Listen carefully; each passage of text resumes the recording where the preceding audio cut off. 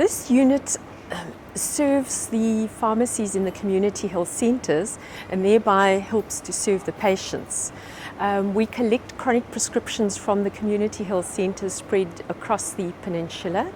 We dispense the chronic medicines here and deliver them back to the facilities where the patients go and collect them. The work that's done here, the dispensing is done much more quickly than what it can be done in the community health centres, simply because of the very sophisticated technology that's used. So it's done far more quickly, and it's also speeded up processes at the community health centres, because there the pharmacists can take the ready dispensed patient medicine parcels, give them a quick check and hand them over to the patients, instead of taking quite a long time to go and dispense the individual prescriptions. I think the secret of this whole system lies in the unique dispensing process that we have here. And by implementing state-of-the-art technology, like you can see behind me here, you can actually now dispense large volumes of prescriptions at a very affordable price, still safe and efficient, and in that way provide a service to the department that they can actually afford. I think what we are bringing to the services, in fact, is first of all the technology and the ability and the capacity to be able to deal with large volumes of prescriptions. But then again, and I must emphasize this, also to ensure right through the process the safety and quality for patients. So not just to replace a manual process with technology, just for the sake of making it affordable, but to always ensure that patient safety and the best interest of the patient always comes first.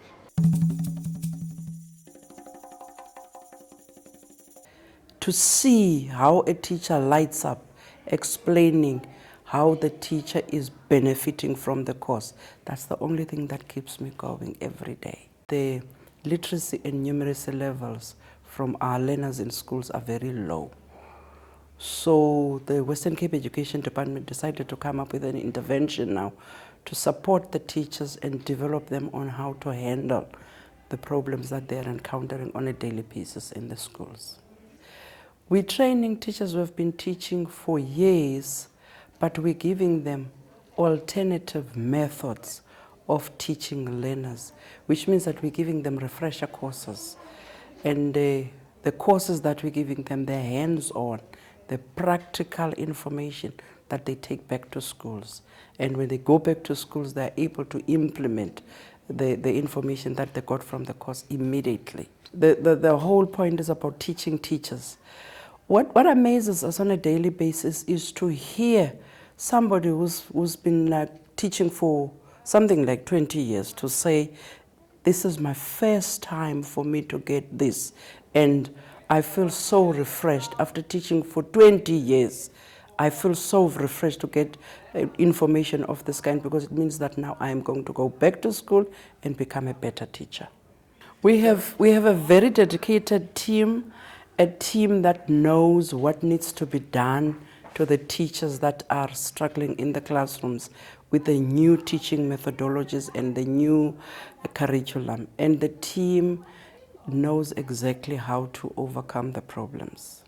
At the end, the learner in the classroom is going to benefit, because we're trying to reach out to the learner, but we reach out to the learner through the teacher, because we're equipping the teacher so that the teacher can teach the learner better. The final person who benefits is the learner.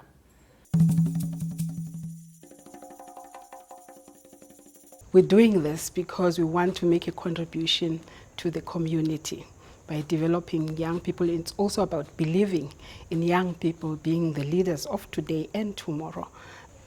The people that come here is young people that are not at school, that at least have passed a grade 9, that are also unemployed, and they have no criminal record. And it's those young people with a potential but could not continue for a number of reasons with their studies. So what the program does, We refer to those young people as youth at risk because we believe that they are more at risk than those that are in the formal school system. Chrysalis was established in 2000, and since then we have about 5,000 young people from the Western Cape that have gone through the program to date. And out of that we can say, we can attest to the successes because we have managed to place about 60% of those either in learnerships or temporal jobs and some into permanent jobs. But the ideal situation now is to channel them back to formal education. Life in general is not a plateau, a smooth, a smooth road. So therefore, by climbing that wall, you use that as a medium for people to first gain confidence, to believe in the self, but also to believe into teamwork, because you find them, one assisting the other and looking at strategizing, how do I best get to the top? By being actively involved in the community of Niekerk, the staff delivers a comprehensive integrated service, primary healthcare service. Ek glo dat die geheim van Riversdal en die Niekerk subdistrik is dat ons baie geïntegreerd werk en met alle rolspelers goeie samewerking het. En daarom kan ons saamwerk om ons doel te bereik. Dit is die personeel wat intensief betrokke raak by elke pasiënt en daarom vir hulle die beste en dat hulle strewe daarna om doelwitte te kan bereik sodat pasiënte ook tevredenheid kan hê. Riversdal is die hoofdorp in die Niekerk subdistrik. Dan het ons 5 ander klinieke, so ons het 6 klinieke waar die gesondheidsorg bedien word en daar's 3 mobieles wat uitgaan in die landelike area. Ek dink omdat ons 'n kleiner gemeenskap is ons deel van die gemeenskap en weet ons wat die behoeftes van die gemeenskap is en daarom kan ons toespits op die behoeftes van die gemeenskap en daardeur 'n kwaliteit diens lewer vir 'n beter gesondheid vir almal. Pasiënte is by hierdie klinieke nie net 'n nommer nie. Ons ken die gemeenskap en daarom voel ons wil vir hulle die beste lewer om 'n beter lewe te hê en om hulle op te hef om ook 'n gesonder lewe te hê.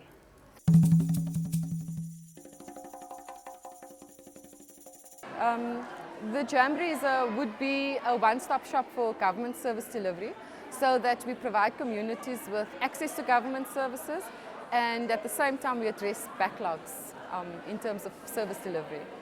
The Jamborees project is an innovative tool that we use in the Western Cape to address government service delivery backlogs in communities. And with the Jamborees project, what we do as government, national, provincial and local government, we go into an area, we determine through a process of community consultation, we determine what the service delivery needs are in that area. We bring those departments together and in doing so, we deliver those critical services to that particular community. The communities we go into communities that don't have access to services. So when we go in, they're very grateful because it means that they are now able to access critical services. You can see the response, the numbers that we have at the Jamboree means that the communities appreciate the fact that we come into the area to deliver services. We believe that the Jamborees stand for service delivery excellence. Through the Jamborees, we not only address backlogs in service delivery, but it means that we find out from communities what their service delivery needs are. The standards that we've put in place for the Jamborees, we don't compromise on. We are extremely proud and we want everyone to know that when it comes to the Jamborees, excellence is our standard, it is our motto. Our consultation process our interactions with our communities, with our stakeholders. On the day of the Jamboree, delivering the services, we believe strongly that we are truly a project that embodies service delivery excellence, and we're very proud to have been nominated to be part of the Premier Service Excellence Awards.